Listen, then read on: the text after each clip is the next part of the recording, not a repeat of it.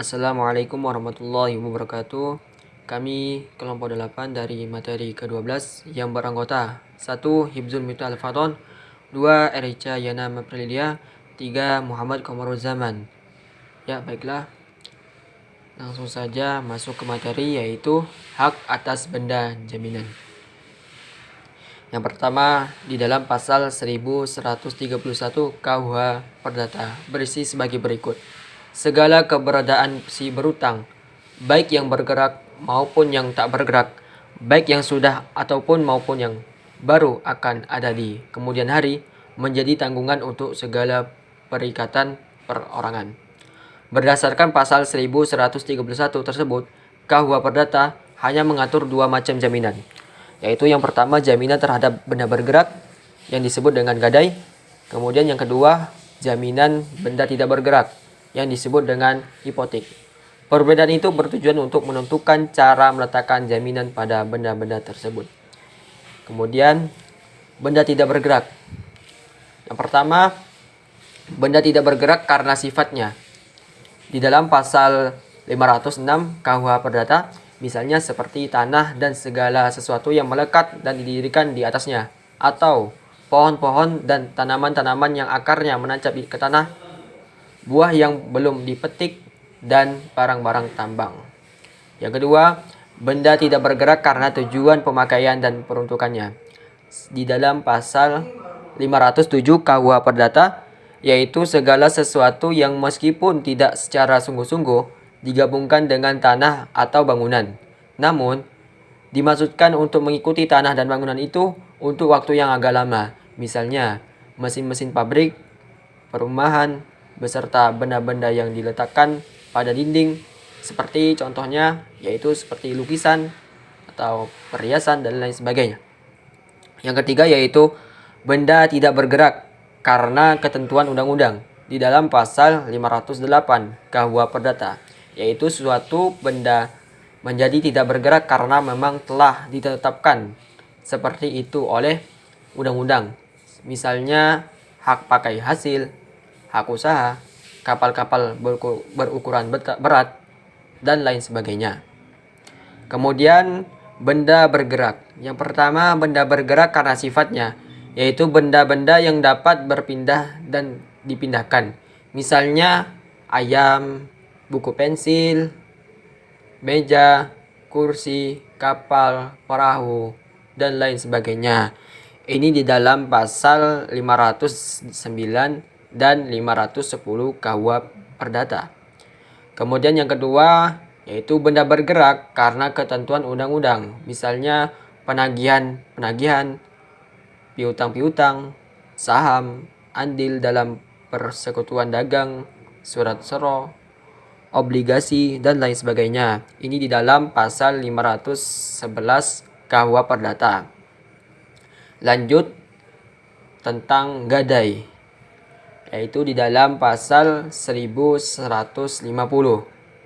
yaitu yang pertama, suatu hak yang diperoleh seorang berpiutang atas suatu barang bergerak yang diserahkan kepadanya oleh seorang yang berutang atau oleh seorang lain atas namanya. Yang kedua yaitu memberikan kekuasaan kepada si berpiutang itu untuk mengambil pelunasan dari barang tersebut secara didahulukan daripada orang-orang berpiutang lainnya, dengan kecualian biaya untuk melelang barang tersebut dan biaya yang telah dikeluarkan untuk menyelamatkannya setelah barang itu digadaikan. Biaya-biaya mana yang harus didahulukan, seperti itu. Terus di dalam gadai tersebut memiliki ciri-ciri diantara lainnya, yaitu yang pertama, jaminan gadai benda-benda yang bergerak. Terus yang kedua yaitu mempunyai sifat yang didahulukan. Yang ketiga mempunyai sifat drot dan sub, yaitu selalu mengikuti bendanya dimanapun atau di tangan siapapun benda itu berada. Terus yang keempat memberikan kekuasaan langsung terhadap benda jaminan dan dapat dipertahankan terhadap siapapun juga. Terus yang kelima adanya perpindahan kekuasaan dari benda yang dijadikan jaminan dari pemberi gadai kepada pemegang gadai. Terus yang keenam, gadai merupakan perjanjian aksesoris yaitu perjanjian tambahan yang tergantung dari perjanjian pokok. Terus yang terakhir, gadai tidak dapat dibagi-bagi. Berikutnya yaitu unsur implicit stalling. Ini dinyatakan di dalam pasal 1152 ayat 2 KUH Perdata yang menyebutkan tak sah adalah hak gadai atas segala benda yang dibiarkan tetap dalam kekuasaan si berutang atau si pemberi gadai, ataupun yang kembali atas kemauan si berpiutang. Hak pemegang gadai adalah yang pertama, pemegang gadai berhak untuk menjual benda yang digadaikan atas kekuasaannya sendiri apabila pemberi gadai wan prestasi. Terdapat di dalam pasal 1155 ayat 1. Yang kedua, pemegang gadai berhak mendapatkan pengembalian ongkos-ongkos untuk menyelamatkan barang gadaiannya. Yang ketiga, pemegang gadai mempunyai hak retensi, terdapat di dalam pasal 1812 KUH Perdata. Kemudian kewajiban pemegang gadai. Yang pertama, pemegang gadai bertanggung jawab atas hilangnya benda yang digadaikan karena kelalaiannya, terdapat di dalam pasal 1157 ayat 1. Yang kedua, pemegang gadai tidak boleh memakai barang yang digadaikannya untuk kepentingan sendiri. Kemudian, hapusnya gadai. Yang pertama, apabila hutang sudah dibayar secara lunas. Yang kedua, apabila barang yang digadaikan keluar dari kekuasaan pemegang gadai, terdapat di dalam pasal 1152 ayat 3. Materi berikutnya yakni hipotek. Hipotek adalah jaminan terhadap benda tidak bergerak menurut KUH Perdata. Di dalam pasal 1162 KUH Perdata menyebutkan bahwa hipotek adalah suatu hak kebendaan atas benda-benda tak bergerak untuk mengambil penggantian daripadanya bagi pelunasan suatu perikatan. Kemudian, perbedaan gadai dan hipotek. Yang pertama, gadai jaminan itu terhadap benda bergerak, sedangkan hipotek terhadap jaminan benda yang tak bergerak. Yang kedua, pada gadai ada unsur implicit stalling, sedangkan pada hipotek tidak ada. Yang ketiga, perjanjian gadai dapat dilakukan secara bebas, boleh secara lisan, boleh juga secara tertulis. Sedangkan di dalam perjanjian hipotek itu terikat oleh bentuk tertentu, yaitu harus dibuat dengan akte otentik. Berikutnya, perjanjian gadai itu biasanya hanya dilakukan satu kali, sedangkan perjanjian hipotek boleh lebih dari satu kali. Kemudian, di dalam hipotek, menjual atas kekuasaan sendiri benda gadai itu diatur di dalam undang-undang. Sedangkan di dalam hipotek, menjual benda yang dihipotekkan harus dijanjikan terlebih dahulu. Kemudian berikutnya yaitu asas-asas hipotek. Yang pertama ada asas publicitate, yang mana asas ini menyebutkan bahwa hipotek harus didaftarkan supaya dapat diketahui umum. Yang kedua, asas specialitate, yakni hipotek harus dirinci secara jelas. Misalnya tanah itu meliputi luas, letak, batas-batasnya harus secara jelas disebutkan. Isi akta hipotek dibagi atas dua bagian, yaitu yang pertama isi yang wajib. Barang dibebani hipotek itu harus disebut atau ditulis secara rinci dan jelas. Yang kedua, isi yang fakultatif. Isi fakultatif ini memuat janji-janji antara pemberi hipotek dan pemegang hipotek. Janji-janji yang biasa dimuat dalam akta hipotek antara lain yaitu janji untuk menjual, Janji untuk menjual benda atas kekuasaannya sendiri apabila hutang pokoknya tidak dilunasi dalam pasal 1178 ayat 2. Kemudian janji tentang sewa.